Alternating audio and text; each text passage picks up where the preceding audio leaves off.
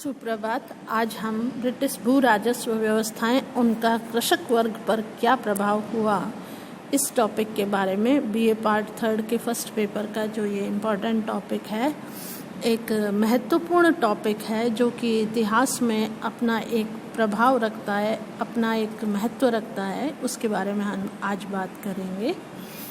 तो हम सबसे पहले बात करें कि किसी भी राज्य, रियासत, स्टेट या राजनीतिक इकाई या की जो प्रशासनिक व्यवस्था होती है, उसमें 2 प्रकार का प्रशासन होता है और 2 प्रकार के ही अधिकार होते हैं।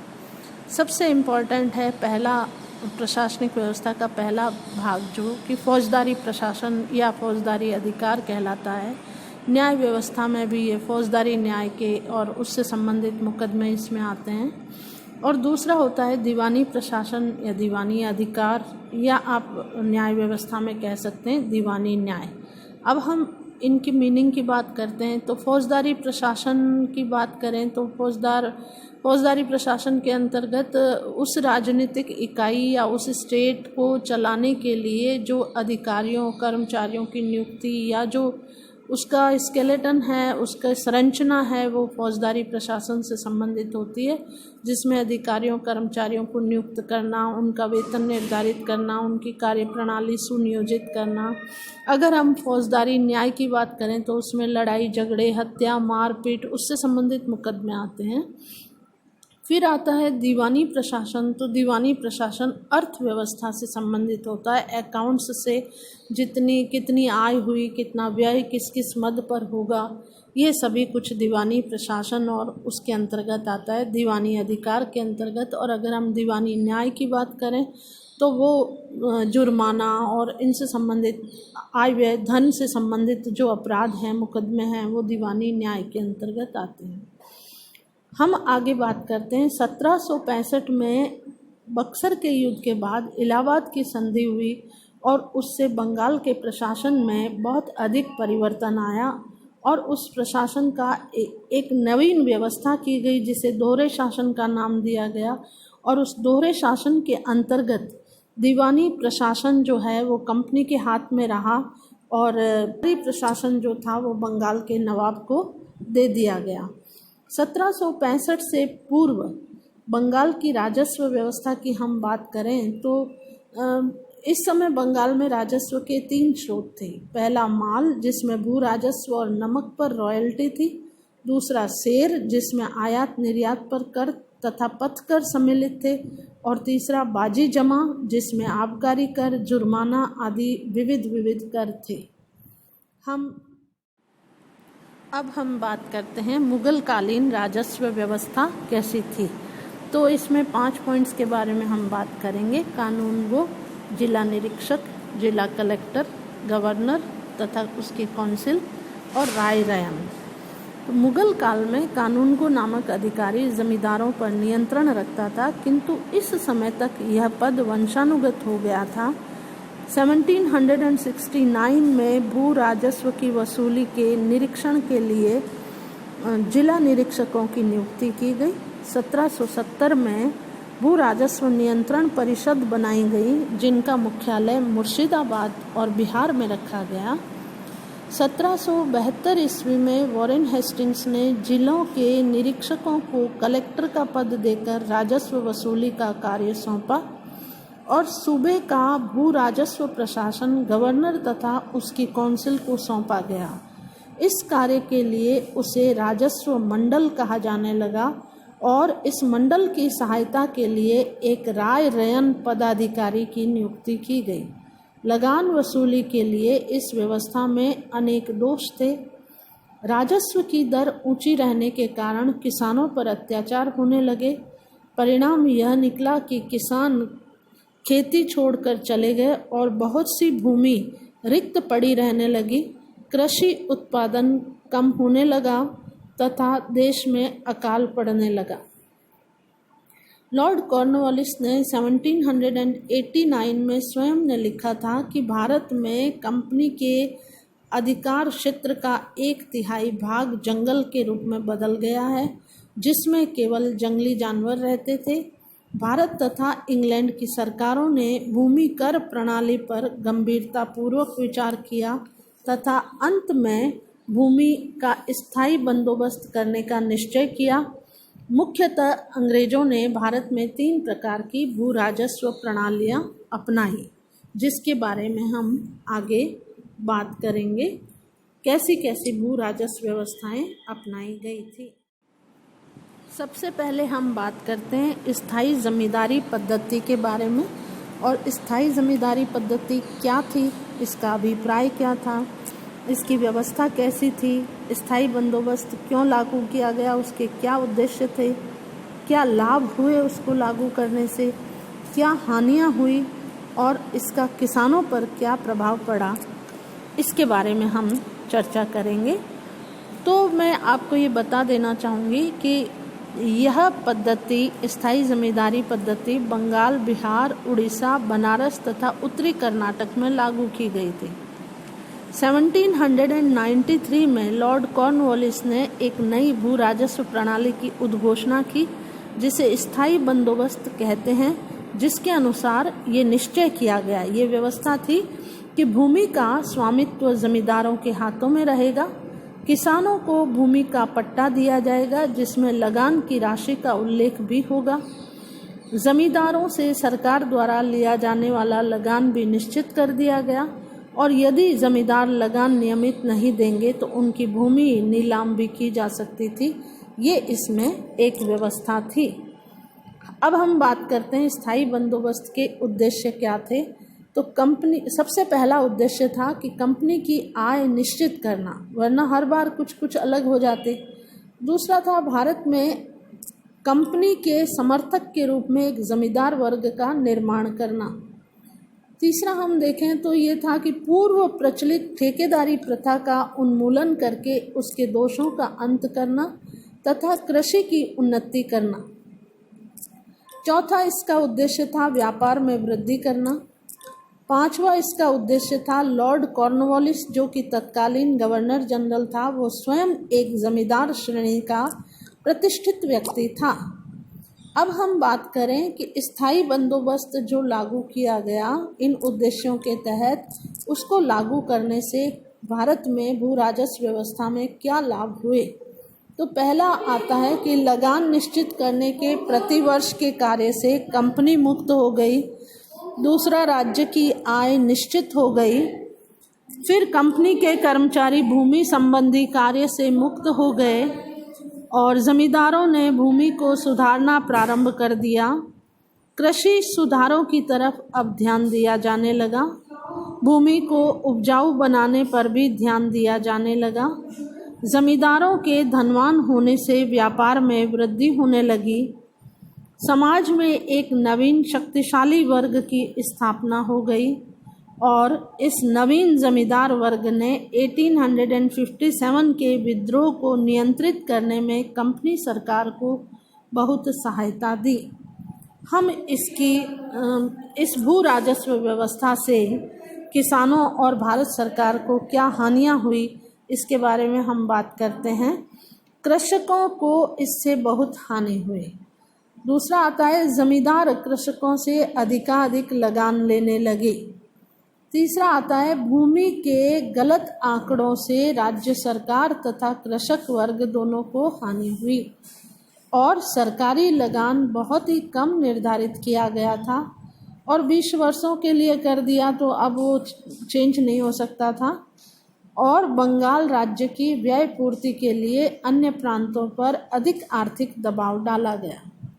हम बात करें स्थायी बंदोबस्त का किसानों पर क्या प्रभाव पड़ा, तो ज़्यादातर उसका जो डेटा कलेक्ट हुआ उससे यही था कि किसानों की स्थिति, आर्थिक स्थिति बड़ी शोचनीय हो गई। किसानों की बड़ी अपमानजनक स्थिति हो गई, क्योंकि उनका तो कोई रोल ही नहीं था, बीच में जमींदार था। और कृषकों से जमींदारों द्वारा लिया जाने वाला लगान भी अनिश्चित हो गया। किसानों के शोषण को रोकने की कोई व्यवस्था नहीं थी। गांव में ऋण लेने की प्रथा का प्रारंभ हो गया। इससे पूर्व भारत में ऋण लेने की प्रथा नहीं थी। फिर जमींदारी व्यवस्था कृषकों के शोषण का दोहरा साधन बन गई। अब हम रैयतवाड़ी भू राजस्व बंदोबस्त के बारे में बात करेंगे। ये दूसरी प्रकार की भूमि राजस्व व्यवस्था की एक नई स्कीम ब्रिटिश सरकार द्वारा भारत की देशी रियासतों में लागू की गई थी। तो सबसे पहले हम इसके अभिप्राय की बात करें तो इस व्यवस्था में प्रत्येक पंजीकृत भूमिधर को भूमि का स्वामी स्वीकार किया गया था। वही राज्य को जमीन का लगान देने के लिए उत्तरदायी था। उसे अपनी भूमि को बेचने, खेती के लिए उठाने अथवा गिरवी रखने का अधिकार था, जब तक वह भूमिधर भू राजस्व समय पर अदा करता रहता। वह अपने भूमि के स्वामित्व अधिकार से वंचित नहीं किया जा सकता था। यह व्यवस्था मद्रास और बम्बई के कुछ प्रांतों में लागू की गई थी। रैयतवाड़ी बंदोबस्त को लागू करने के कुछ विशेष कारण थे जिनके बारे में हम अब बात कर रहे हैं। भारत के दक्षिण तथा दक्षिण पश्चिम में जमींदार वर्ग नहीं था।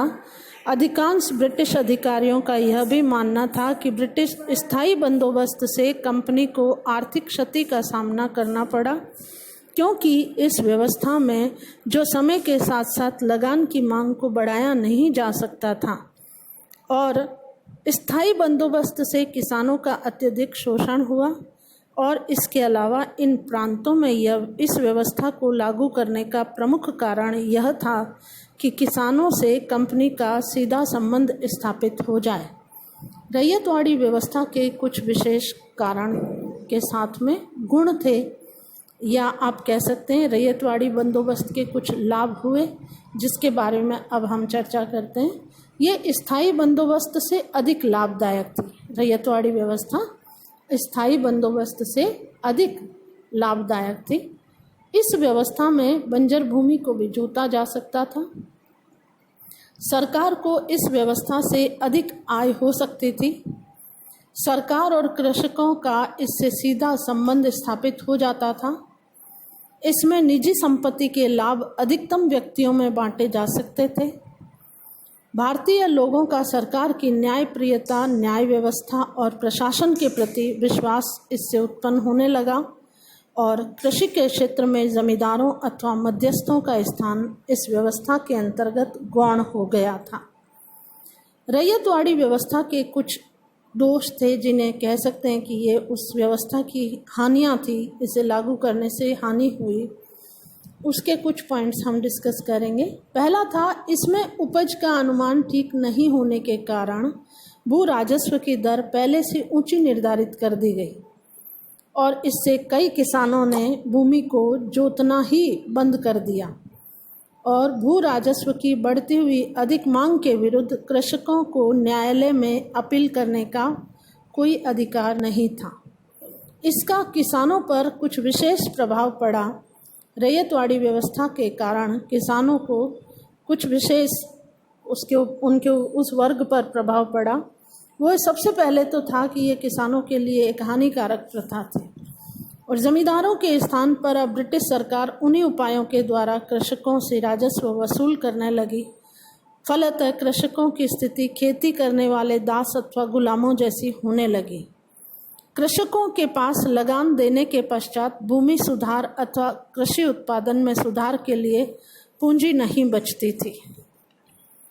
राजस्व विभाग के कर्मचारियों की कठोर नीति के कारण किसानों से सूखे तथा अकाल के समय भी लगान देना पड़ता था। किसान स्थानीय बनियों तथा साहूकारों के कर्जदार बन गए। ऋण देने वाले साहूकार एक ओर तो किसानों से अत्यधिक ब्याज लेते, दूसरी ओर किसानों की निरक्षरता का लाभ उठाकर उनको धोखा भी देते थे।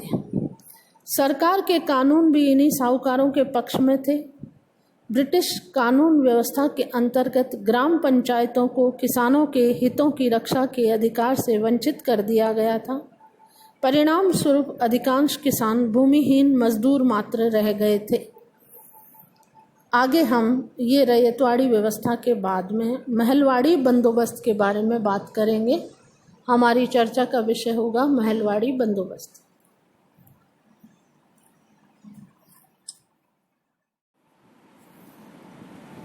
अब हम महलवाड़ी बंदोबस्त के बारे में बात करते हैं।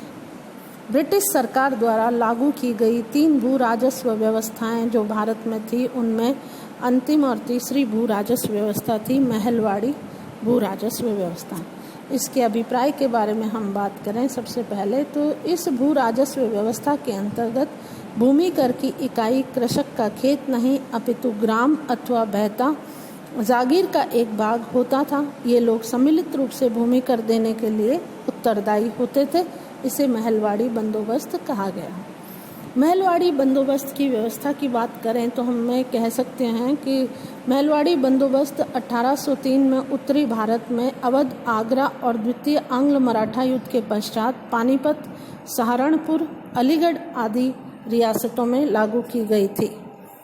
यह नई योजना मार्टिन बर्ड के संरक्षण में लागू की गई थी, जो उत्तरी भारत भूमि में कर व्यवस्था के प्रवर्तक के रूप में याद किए जाते हैं।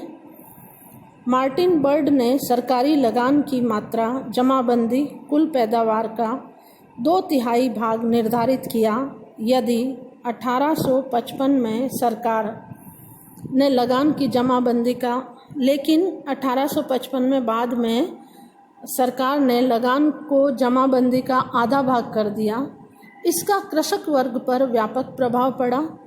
पहला, किसानों को इस व्यवस्था से कोई लाभ नहीं हुआ। दूसरा, इस व्यवस्था में भूमि व्यापारियों तथा महाजनों के हाथों में चली गई। तीसरा, लगान की अधिक मांग होने लगी। और अंतिम, किसानों की दशा इस व्यवस्था के परिणाम स्वरूप अत्यंत ही शोचनीय हो गई। निष्कर्ष के रूप में हम कह सकते हैं कि कोई भी भू राजस्व व्यवस्था अल्टीमेट नहीं रही भारत में, और सभी व्यवस्थाओं का परिणाम ये हुआ कि धीरे धीरे भारत की अर्थव्यवस्था चरमराने लगी। किसान और जमींदार भूमि छोड़कर भागने लगे। वो केवल खेतीहर मजदूरों के रूप में रह गए थे, और इसके परिणाम स्वरूप जमींदार और सामंत वर्ग का एक समर्थक वर्ग ब्रिटिश सरकार के साथ खड़ा हो गया, जो 1857 की क्रांति में भी उसका हित समर्थक था। भारत की अर्थव्यवस्था पर इन भू राजस्व व्यवस्थाओं का कोई प्रभाव विशेष पॉजिटिव नहीं पड़ा। थैंक यू, धन्यवाद।